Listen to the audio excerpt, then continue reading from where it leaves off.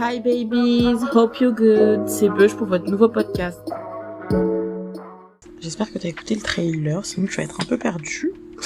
Du coup, je te laisse le temps d'y aller. Là, c'est moi qui te laisse le temps d'y aller. Voilà. Maintenant que c'est fait, pour ce podcast, je pense faire plusieurs épisodes parce que j'ai reçu beaucoup de témoignages.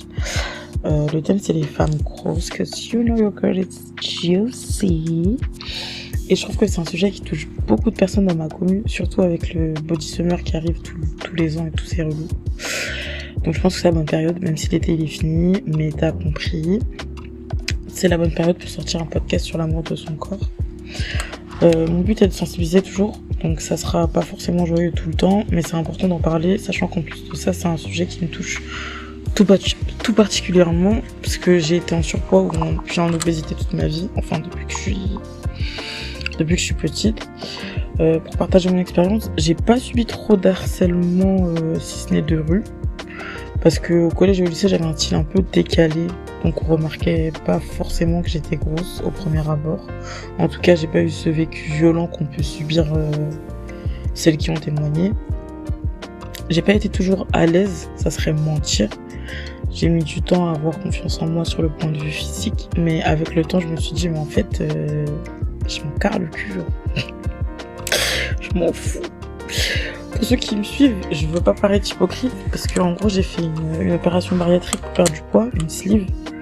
C'était plus au niveau de la santé, tu vois, genre dans le sens où monter les escaliers, marcher, etc. ça devenait pesant, c'était difficile. J'étais montée à 140 kilos, ça a été mon poids max et visuellement ça me dérangeait pas, au contraire.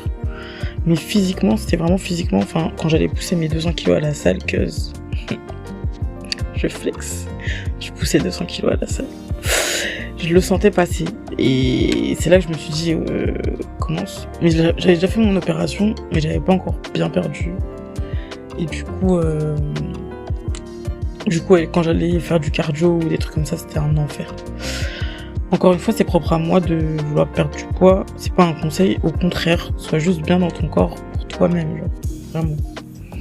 Donc là, c'est la première fois que je collabore pour un self-love et j'ai décidé d'inviter Amel, @amal.blkd pour ce podcast et ça va être très poignant, donc préparez-vous. On a eu l'honneur de récolter plus de 25 témoignages allant de 16 à 25 ans et plus, de femmes d'origine africaine, antillaise et asiatique, d'orientation sexuelle diverses et vivant majoritairement en Europe.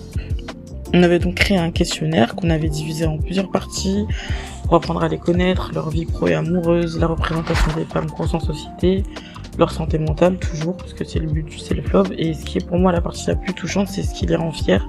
Donc ça sera la dernière partie de ce podcast. Du coup, pour avoir des chiffres, 80,8% d'entre elles ont toujours été grosses. Elles ont confié les discriminations qu'elles ont pu subir en expliquant les commentaires qu'elles recevaient de la part de personnes qu'elles ne connaissaient pas et même de leurs proches. Parce que oui, entendre de sa mère dire que t'es une grosse vache, ou entendre des gens t'insulter de poids lourd, ou que t'es énorme dans la rue et que tu dois sûrement, je cite, te prendre des grosses queues dans le cul, c'est pas normal. Et il faut que les gens se rendent compte que oui, ces insultes existent, et même au sein de la famille. Et je trouve que c'est ça le pire, en fait. Pour moi, en tout cas. Il y a eu aussi beaucoup de retours par rapport aux discriminations dans le milieu médical. Alors ça, il y en a des vertes et des pas mûres. On rapporte tout à ton poids. Faut le savoir. Il y en a une d'entre elles, elle était obligée d'hausser le ton pour expliquer que non, ce qu'elle peut avoir n'a rien à voir avec son surpoids. Il y en a une qui m'a aussi confié que à l'âge de 6-7 ans, on lui a dit qu'elle allait bientôt mourir à cause de son poids. À 7 ans. D'accord, super. Je trouve ça aberrant de se dire que des médecins qui sont censés être empathiques, de par leur métier, te conseillent à l'âge de 13 ans d'arrêter de tremper tes croissants dans ton café et de manger pas plus d'une biscotte par jour à la confiture. Enfin, au petit déjeuner, pardon. C'est de la folie. Une femme confie qu'à l'école, son prof de sport la mettait à l'écart en la forçant à faire du vélo et du tapis, pendant que ses camarades s'amusaient à faire du badminton. Et ça me rappelle un truc de fou, c'est que moi j'en faisais du badminton en AS à l'époque. C'était, je sais plus c'est quoi l'acronyme de AS. Enfin c'est un acronyme du coup, mais c'est activité sportive je crois. je sais plus. Et j'en faisais du badminton au lycée et ça se passait très bien. Enfin, j'aurais vraiment pas supporté qu'on me mette à l'écart, à me pousser à faire du cardio pendant que les autres faisaient du badminton. Enfin, c'est de la folie. Pour citer une de mes expériences au niveau de l'école et du sport, moi je faisais jamais escalade. J'avais toujours une dispense parce que je rentrais pas dans le baudrier.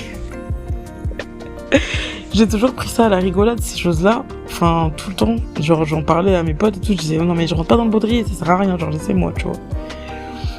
Et c'est peut-être pour ça que j'ai fini par découvrir que j'avais des problèmes psy. I don't know. Maybe je whip into. Mais vas-y, bref. Pour celles qui ont grossi au fil du temps, donc soit 19,2% d'entre elles, donc le reste du coup, elles ont constaté certains changements comme le fait que personne ne leur parle, ou encore des insultes et remarques sur leur prise de poids de part de leur famille. Une femme a dit avoir subi de la discrimination au sein du travail, je vais la citer. Je me suis faite virer de mon premier travail de serveuse parce que j'étais grosse. Le patron m'a donné une raison bidon alors que j'y travaillais depuis 3 jours. J'avais des bons retours des clients et des collègues. Je suis restée amie avec les autres serveurs et quelques mois plus tard, ils m'ont avoué la vérité, Il a gardé une fille plus mince mais catastrophique après moi. Donc ça, c'était son témoignage. Pour certains d'entre vous qui vont écouter, vous allez vous dire, c'est des conseils pour notre santé, c'est pour qu'on aille mieux. Mais en fait, il faut comprendre la violence mentale que c'est d'entendre ça, que ça soit à un jeune âge ou à un âge plus âgé. Moi, j'ai 27 ans. Maintenant, ça me fait plus rien. Mais quand t'es jeune, je pense que ça peut toucher. Et quand t'es fragile mentalement, c'est encore pire. C'est à ça que me sert les self-love. C'est vraiment montrer. Et que certains prennent conscience qu'on ne ment pas. Ça existe, ça persiste et ça fait mal. Dans le prochain épisode, on va apprendre à les connaître toujours un peu plus. So see ya et bye. Merci de m'avoir écouté. J'espère que ça vous a plu. N'hésitez pas à me suivre sur Instagram @CHEBEUH. Bye.